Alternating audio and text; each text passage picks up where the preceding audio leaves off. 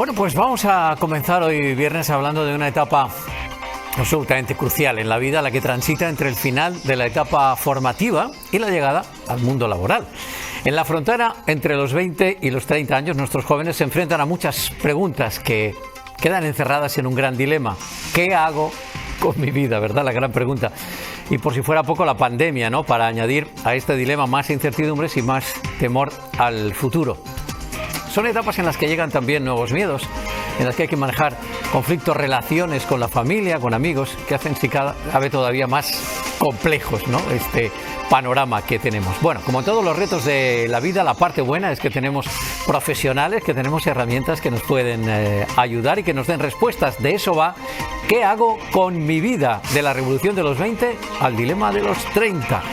Un manual que ha coordinado el psicólogo y docente Ángel Pedralbo, que ya nos acompaña. ¿Qué tal? ¿Cómo estás, Ángel? Bienvenido, un placer. Muy buenas y encantado de poder estar aquí aportando. ¿Qué hago con mi vida? Es la madre de todas las preguntas, ¿no? Es la gran pregunta y, por supuesto, también el gran dilema para los jóvenes, ¿no? Sí. Y además es una gran pregunta que ocurre precisamente en esta edad en la que se supone que tenemos todo el bagaje, ¿no? Y que nuestros jóvenes vienen con toda esa preparación, con todas esas capacidades que solo falta ponerlas a rodar, ¿no?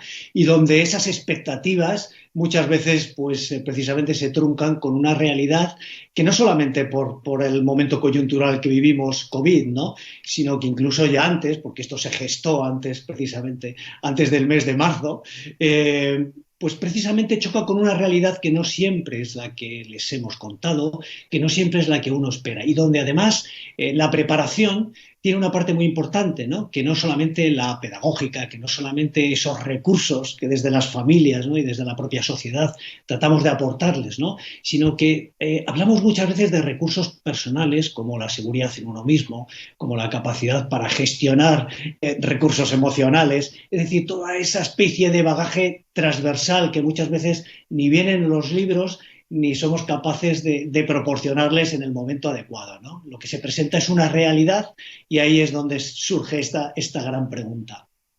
Estamos viendo, Ángel, la portada del libro en que un joven está surfeando, ¿verdad? Una ola, que es esa gran pregunta, precisamente ese dilema, ese gran dilema de qué hago con mi vida.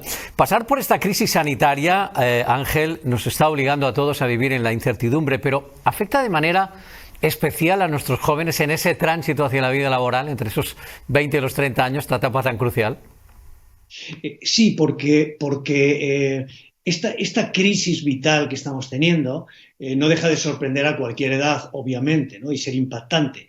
Pero la experiencia, los años a lo largo de la vida, también han ido incrementando recursos que un joven aún no tiene, ¿no? Un joven no ha empezado a vivir con autonomía, con capacidad para dirigirse, con capacidad para gestionar ese futuro que quizá muchas veces ha anhelado, ¿no? Y de pronto se encuentra con esa realidad, ¿no? Por lo tanto, la realidad, esta primera realidad, puede generar unas expectativas mucho más negativas, ¿no? Y un afrontamiento de la incertidumbre con menos sensación de autoeficacia, ¿no? A una edad en la que todavía no se ha puesto en marcha ni se ha rodado todo aquello que supuestamente se sabe, ¿no?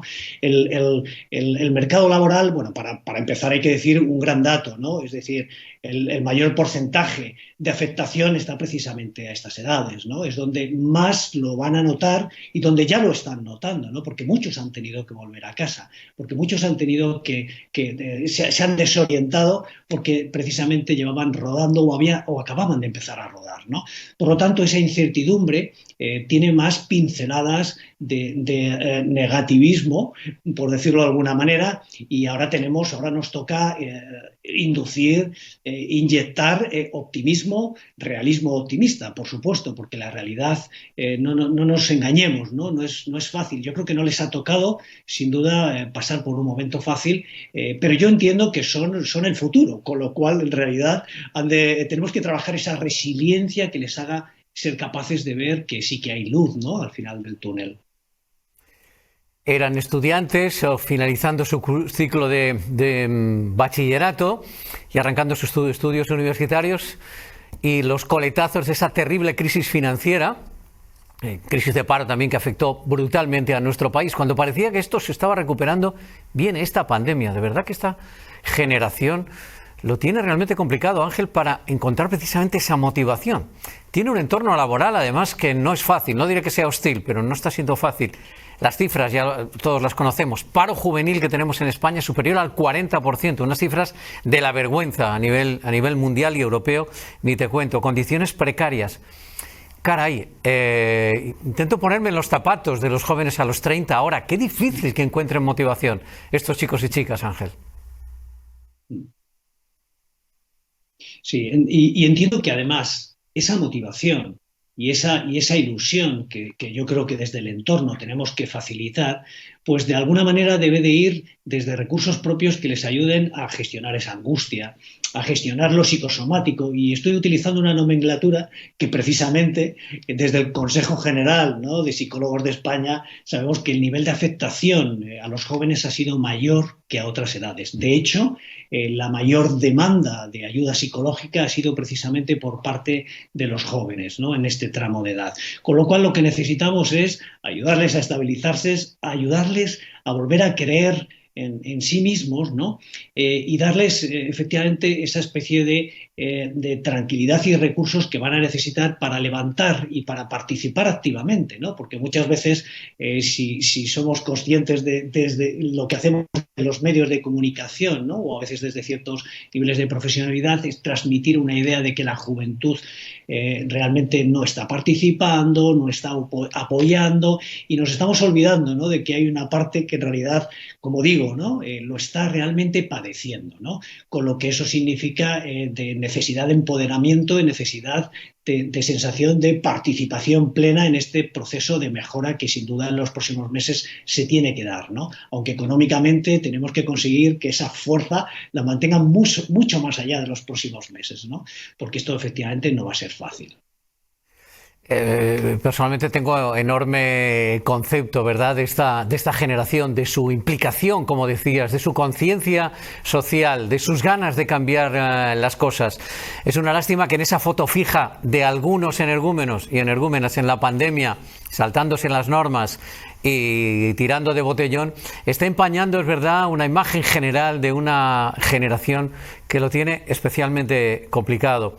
Un par de aspectos claves, si te parece, Ángel. El manejo de esos miedos y también el manejo de esas expectativas. Es complejo, es verdad, y más en este entorno, pero me parecen aspectos, además en el libro los destacáis también como aspectos clave, ¿verdad? Sí, sin duda. El miedo como emoción básica, y como tantas emociones básicas que son intrínsecas, ¿no?, al ser humano, dices, lo único que falta es saber identificarlo, saber de alguna manera neutralizarlo, permitir que nos acompañe, pero que no nos lidere. Lo que enseñamos, desde luego en el libro, hacemos mucho hincapié, ¿no?, en que los jóvenes conozcan ese miedo, pero que efectivamente no se dejen llevar por él, ¿no? Es decir, que sean capaces de manejar esos pensamientos irracionales, esas distorsiones, ese bloqueo, ¿no?, que muchas veces el miedo en el que te parapeta y en el que te genera inacción. Tenemos muchos jóvenes metidos en casa, no voy a decir con miedo a salir, pero sí con cierta parecería paradójico con otros que salen mucho, pero tenemos muchos que efectivamente, dices, prácticamente se están aislando, es decir, no están desarrollando esa capacidad de sociabilización que tan necesaria es, porque en este momento no se puede. Están siendo consecuentes, responsables, pero están teniendo unas carencias que les está llevando precisamente a minimizarse, ¿no? Por lo tanto, dices, hay que afrontar el miedo, no queda otra. Y el miedo al futuro, ese que no existe y que es el que genera incertidumbre. Y cuando digo que no existe, quiero decir que no ha llegado todavía, lo único que genera son pensamientos de anticipación, que nuestros jóvenes lo único que hacen es darle vueltas, ¿no? Y que obviamente una emoción debe de generar una acción para salir adelante, pero ese futuro incierto, esa incertidumbre, ese futuro que no existe y que la mente empieza a traer, a anticipar y a elaborar, muchas veces les deja también sin posibilidad de hacer absolutamente nada, ¿no? Bueno, ahí sería muy bueno también sentarnos con ellos, reflexionar, que participen, que hagan planes y que se involucren en toda esa hoja de ruta de mejora que indudablemente se va a producir. ¿No sabemos cuándo? No, pero indudablemente va a haber mejora, va a haber una mejoría a todos los niveles, no solamente obviamente a nivel financiero y a nivel de salud, ¿no? Sino que al final el hacer frente a futuras pandemias, en el caso de que pudiera haberlas, lo tenemos que hacer desde el conocimiento y desde la participación de esos jóvenes con el mayor grado de optimismo, ¿no? Yo creo que no se pueden quedar relegados en casa. El libro les saca de esa zona tristemente llamada de seguridad, que hoy en día de seguridad no tiene nada, ¿no? El aislamiento en casa y el no poder movernos con la normalidad con la que a todos nos gustaría, bueno, pues muchas veces nos debilita, especialmente a estas edades. Oye, hay un momentazo que recogéis en el libro citando una película fantástica que es Batman Begins. Supongo que recordáis la escena en la que Alfred, interpretado maravillosamente bien por Michael Caine, el mayordomo, se dirige al señor Wayne y le pregunta: ¿por qué caemos? Pues para aprender a levantarnos. Señor Wayne, me parece que en esa frase hay resumido mucha sabiduría. Proponéis en el libro que revisemos junto a nuestros jóvenes, en el caso de padres, que revisen ellos también ese concepto de fracaso, ¿no? Por dos cosas importantes, ¿no? Porque utilizamos la palabra fracaso en un momento de la vida en el que es impensable que podamos utilizarla. El fracaso es una palabra terminal que no tenemos derecho a utilizarla a lo largo de la vida, cuando en realidad de lo que estamos hablando es de intentos, de errores, de cosas que no salen, porque la vida no siempre sale, obviamente, como realmente la pensamos, ¿no?